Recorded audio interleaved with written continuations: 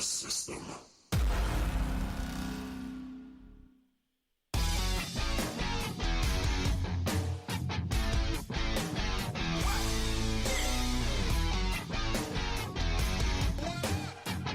Yes, ladies and gentlemen, you hear it.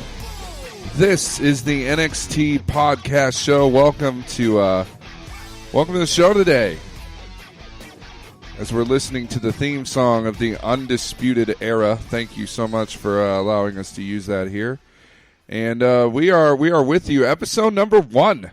I'm so excited for this opportunity. Just for the opportunity to be back here with you is fantastic. And we're going to talk a lot of NXT, obviously, on this show. I mean, this is NXT, the podcast, which you can follow us on the Twitter, if you're on Twitter, of course. And that is I'm going to get this down eventually. You can follow us on Twitter at NXT This, all one word, at NXT This. And we're talking all things NXT, and you can listen to this show pretty much anywhere that shows are available. Right now, we're a little bit low stream, but the good news is that we are basically the debut edition here, and we're really going to be doing some cool stuff. A lot of news for NXT this week, but I want to talk about the big one. The big one, that NXT is moving to the USA Network next month in September. Triple H was interviewed and asked what it meant for NXT. Not only is it moving to the USA Network, but it is also going to now be a 2-hour program.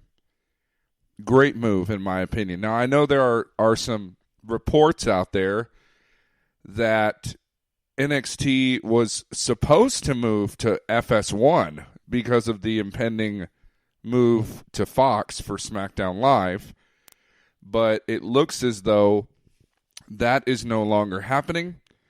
It looks as though that the USA Network is going to take NXT to another level, and here is my number one hope for this. And don't get me wrong, I have nothing against Vince McMahon, but Vince should not have any part of this show. Now, I get it. It's on the USA Network. It's, Raw kind of runs the USA Network right at this point.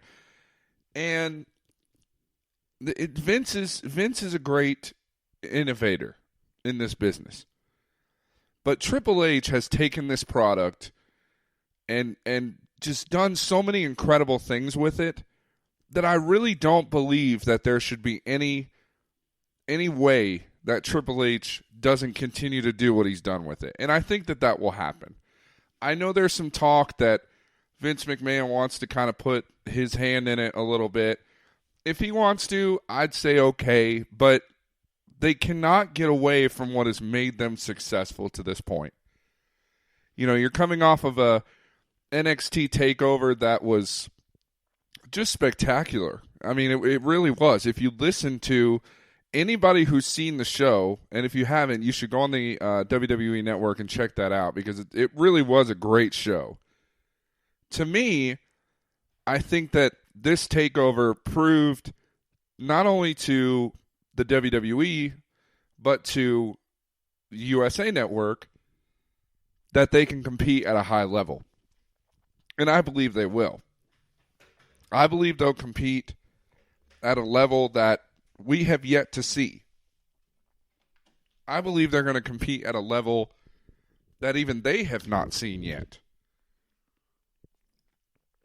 And there's a lot of people out there who aren't happy with the possibility of Vince McMahon running the show. And to them I say, give it an opportunity. Give it an opportunity to work. Give it an opportunity to be good before we just start, throwing out things like, oh, well, just throwing out negativity, because that's not what we need here. We don't need that. We don't need the negativity of, well, NXT's going to suck because Vince McMahon has his hand in it. Well, that's not necessarily accurate. give it an opportunity first. Let's see the product that they decide to go with. And to me, you have to stick with what works. And what works is NXT. You can't get away from what has gotten you to this point. So, that's my little spiel on that. I am very excited, first of all, that NXT is moving to 2 hours. I'm excited that they're staying on Wednesdays because now they're going to be, and you could say what you want about this statement, but they are going to be in direct competition, if you will, to AEW, which was probably planned. Let's just be real. It was planned, okay? But at the same time, maybe it wasn't. I don't know. NXT has been on Wednesdays for quite some time, and so wouldn't surprise me if they just said, hey, let's just keep it the same day, because there's really no reason to change it. So that's definitely something great. So we will see the success of NXT, and we're going to talk about that more and more until the lead-in of the show, which is next month, and we're just really looking forward to that. I think it's going to be fantastic. So, that being said, let's talk a little bit about NXT last night.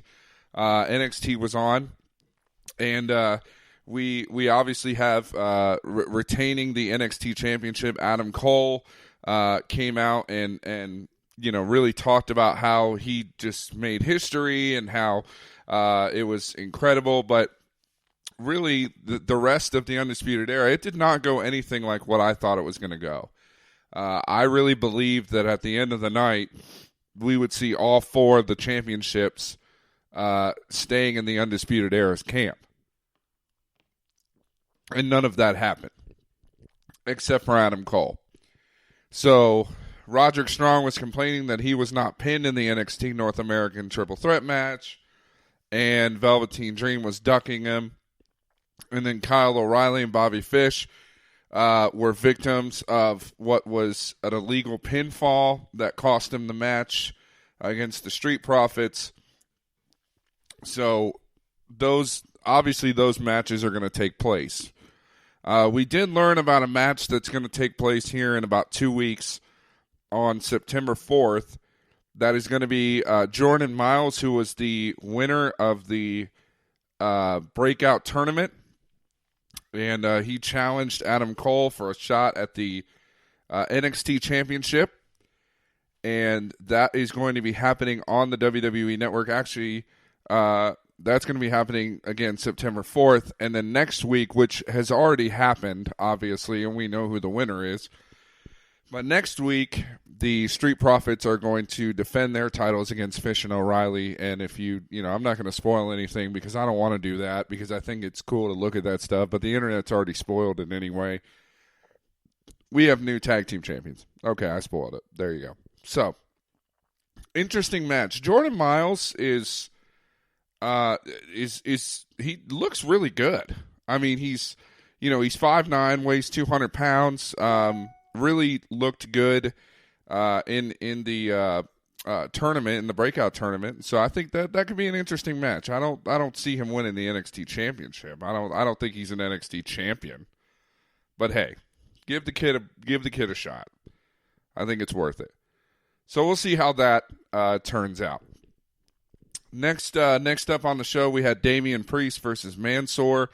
Mansoor? I don't know. Interesting name, but okay. Really, this was a hard fought match. If you go back and watch it, I mean, they really stood toe to toe against each other. But it looks like Damian Priest is kind of their next guy. They're trying to really put up in NXT, and that's something pretty cool that I think we can look at. So, again, the Razor's Edge was the finish. That looked really good also. And so Damian Priest obviously is your winner of that match. And but give it to Mansoor. Mansoor. I can't even say that without laughing. But hey, give it to him. He fought hard in the match, and I think Damian is a guy who they're really pushing. And so he may be in the title picture here, not too far off. So we'll see what happens. Mia Yim defeated Vanessa Bourne right after that. And something interesting happened at the end of the match. Yim obviously found herself being named the victor of the match. We said that. But after the match is what the interesting part was. Shayna Baszler came out to ringside and actually complimented Yim on her toughness that she displayed at TakeOver Toronto. And then she did something that was very interesting. She actually asked Mia Yim to join her and the Four Horsewomen, which is Jessie Manduke and Marina Shafir, obviously. And I think that would be a very interesting group. You know, you have an Undisputed Era group that was Fish, O'Reilly, and Strong. Fish, O'Reilly, and those three guys started it. Roderick Strong came in later. Jeez, I'm struggling today. But again, and then you added Roderick Strong to the group, and now these four guys are really kind of running the show. I mean, if you think about it. So Mia Yim said obviously no, and obviously the beatdown was on after that, and it really only ended once the refs came in and broke everything up. But still, I find that very interesting. Very interesting. And why I think so is because if you go on WWE.com, there was a little bit of a altercation between Mia Yim and William Regal. And William Regal just didn't care that she got jumped. And so I think that they might be setting something up. And that would be okay with me. Because, again, you look at groups, and we have a great group in Undisputed Era. And the Four Horsewomen, mantra right now, granted it's only like the Three Horsewomen because Ronda Rousey is not actively involved, which I'm really hoping that by next year they will be involved somehow. Maybe not, this WrestleMania, but maybe the next one. But I really think that there would be some interest there. And I think that might push Mia Yim to, be in a faction that would do her good. I really believe that. And I think it would be very interesting. So let's keep our eyes on that and see what happens. All right, so next up, it was announced that Djokovic is back after undergoing knee surgery in May.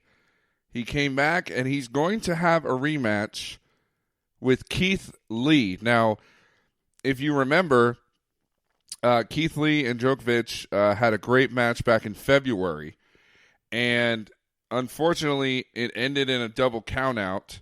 But the fans were really into it. I went back and watched it today, actually this morning before I recorded the show, and it was a really, really good match.